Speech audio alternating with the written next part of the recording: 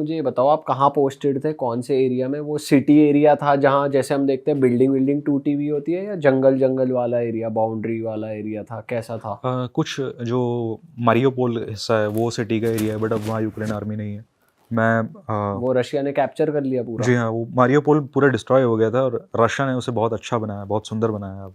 और बहुत पैसा लगा है, बहुत इंजीनियरिंग लगी है वहाँ पे उसको तैयार करने में, और वो देखने लायक है। मुझे लगता है वो न्यूयॉर्क से भी ज़्यादा खूबसूरत है।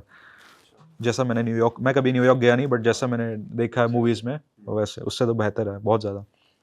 और जो भी जिससे डिस्ट्रॉय हुए हैं वॉर में, रशिया ने उन्हें बहुत अच्छे से बनाया बाद में। बट ऐसा नहीं कि कब्जा कर लिया, इसको लूट लिया, नहीं, उसे ऐसा ट्रीट किया गया जैसे रशिया का ही पार्ट है। और वहाँ लोग यूक्रेनियंस भी हैं? यूक्रेनियंस हैं। सिविलियंस जो थे? जी हाँ। बाकी मेरी जो सर्विस थी वो ज़पोरोजिया में थी। अच्छा।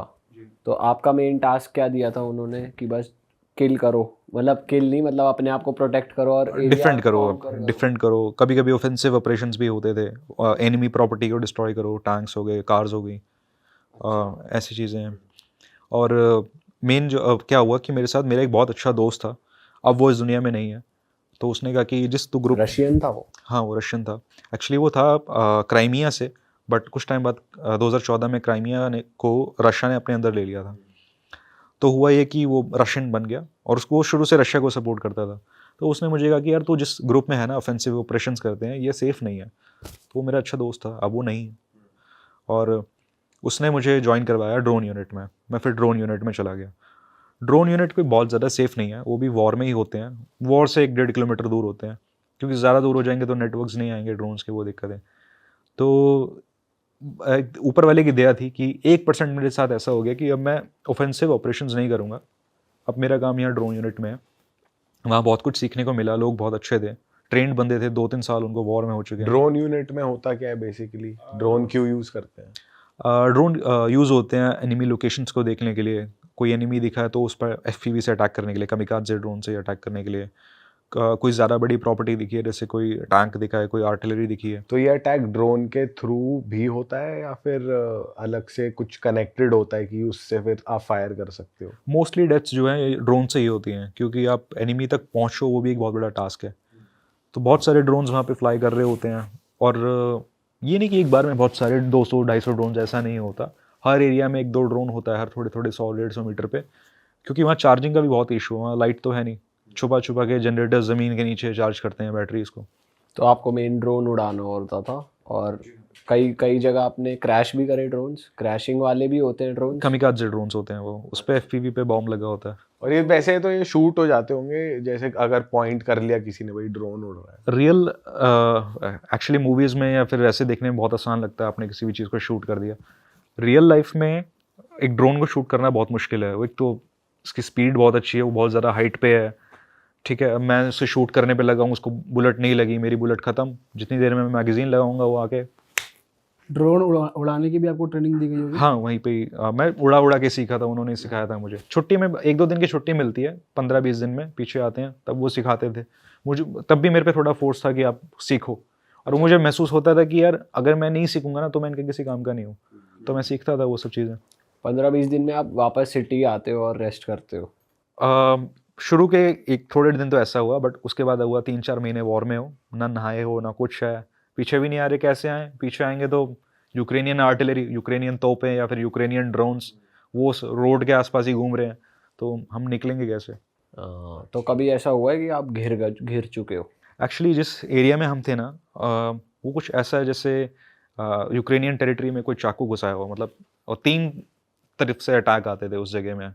वो कंट्रोल एरिया जो था वो यूक्रेन के अंदर घुसा हुआ था, लेफ्ट से, राइट से और नॉर्थ से भी जो है अटैक्स होते थे। तो ऐसा महसूस होता था कि हमारे ऊपर तीनों तरफ से अटैक हो रहा है और हम बीच में हैं। बट क्या था कि वो जो एरिया है ना, वो 2 साल से रशियन आर्मी कोशिश कर रही है, बट वो कंट्रोल कर नहीं पा रही उस एरिया को, क्योंकि वो खुद भी घिरी हुई है। बट मुझे ऐसा लगता है, मुझे नहीं पता कि बड़े जनरल्स का क्या प्लान है, ऐसा मुझे ऐसा लगता है वो उन्हें चाहिए भी नहीं, इंटरेस्टेड है नहीं है वो। अच्छा। वो बस डिफेंड करने में लगे हैं उस जगह को। भाई एक चीज़ बताओ कि हमने सुना है Russian army, Russian weapons, Russian military बहुत एडवांस है, और वो चाहे तो यूक्रेन तो उनके लिए कुछ भी नहीं है। तो ऐसा क्या हो रहा है वॉर में जो आपको लगा हो कि भाई ये कमी है रशिया की साइड से, ये वॉर ख़त्म क्यों नहीं हो रही 2 साल से? फॉरेन सोल्जर्स की कमी नहीं है यूक्रेन को, ऐसे बहुत सारे फॉरेन सोल्जर्स हैं जो वहाँ ज्वाइन कर रहे हैं। रशिया के पास इतने फॉरेन सोल्जर्स नहीं हैं। और ऐसी बहुत सारी प्राइवेट मिलिट्री कंपनी है। वैगनर का नाम तो बहुत फेमस हो गया रशिया में, बट वो सिर्फ 1 या 2 कंपनियां थी वहाँ पे। एक रेडियट के नाम से एक वहाँ पे है, रेड्यूट के नाम से, अब वो भी ऑपरेट नहीं कर रही। तो बट यूक्रेन साइड से भर भर के प्राइवेट मिलिट्री कंपनीज हैं, ऊपर से फॉरनर्स यूक्रेन फॉरेन लीजन आके ज्वाइन कर रहे हैं, और पॉलिटिशियंस भी थोड़ा सा लोगों को भेज रहे हैं वॉर में। तो यूक्रेन को कोई कमी नहीं है, हथियार और लोग उनको मिल रहे हैं। अदरवाइज हमें देखना चाहिए कि हमें खुद देखना चाहिए यार, रशिया की ज़्यादा लोग मर रहे हैं ऐसा तो हो नहीं सकता, मर यूक्रेन के भी रहे हैं, बट वो न्यूज़ में नहीं दिखा रहे। कई साल बाद जब ये वॉर ख़त्म होगी तब पता लगेगा कि यूक्रेन की असल में हालत क्या है। यूक्रेन की हालत बहुत ख़राब है। बिल्कुल बहुत ख़राब है, और मैं तो हैरान हूँ कि वहाँ के पॉलिटिशियन ज़ेलेंस्की को दिखता नहीं है कि यार मेरे इतने लोग मर रहे हैं, वॉर को खींचे जा रहा है। वो अच्छे से जानता है इस वॉर को वो नहीं जीत पाएगा। वो ये कह के पैसा और हथियार लेता है कि भाई मैं इस वॉर को जीतूंगा।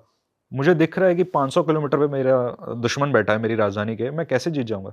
आप सिर्फ 500 किलोमीटर दूर थे। जी हाँ, ज़पोरोजिया। बाप रे।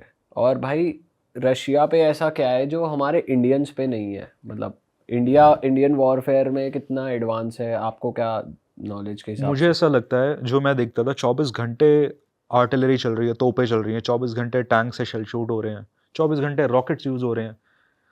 इतना असला शायद हमारे पास नहीं है, और हमें ज़रूरत है इसकी, इंडिया को ज़रूरत है। और मुझे ऐसा लगता है कि रशियन आर्मी बहुत फोकस करती है, जो उनके पास सोल्जर्स, ट्रेंड सोल्जर्स हैं, फ्रेशर्स नहीं, ट्रेंड, उनकी बहुत ज़रूरत है। और जैसे यहाँ अग्निवीर आ गया 4 साल में, अब उनको बाहर निकाल दिया जाएगा। 4 साल बाद वो तो खुद ये सोच रहे होंगे कि यार मैं तो इसी चीज़ में अच्छा था मिलिट्री में, मुझे अचानक निकाल दिया गया, मैं आगे क्या करूँगा? जो कि ऐसा होता है, PTSD कह लो या कुछ कह लो। यहाँ वॉर नहीं है, बट कश्मीर या फिर मणिपुर जैसे जो इलाके हैं, मणिपुर में 1600 दिन से भी ज़्यादा हो गया शायद, वहाँ भी फाइट चल रही है। तो अगर हम ऐसे ट्रेंड बंदों को 4 साल में निकाल देंगे, जो ऐसी सीन्स देख चुके हैं, तो ये हमारा नुकसान है। हमें ऐसे लोगों की ज़रूरत है जो अपनी लाइफ को डेडिकेट कर दें इस चीज़ को लेके, इस मिलिट्री में। हम अपने आप को कमज़ोर कर रहे हैं हर 4 साल में इन लोगों को खोकर। जी, आप नॉर्मल लाइफ में चले जाओ। अरे वाह, आपने ये वीडियो यहाँ तक देख ली भाई, तुमने हमारी मेहनत सफल कर दिया। तुम ही लोग हो असली रियल हिट। और अगर आपको बहुत मज़ा आ रहा है ऐसी क्लिप्स में, ऐसी वीडियोस में, तो फटाफट जाइए प्लेलिस्ट पे बिंज वॉच कीजिए और सारी वीडियोस देख डालो और मौज काटो। That is it. हम मिलेंगे नए पॉडकास्ट में, नई क्लिप में। Till then bye bye, see you, take care, do subscribe. Best of real talk online. Okay, bye bye.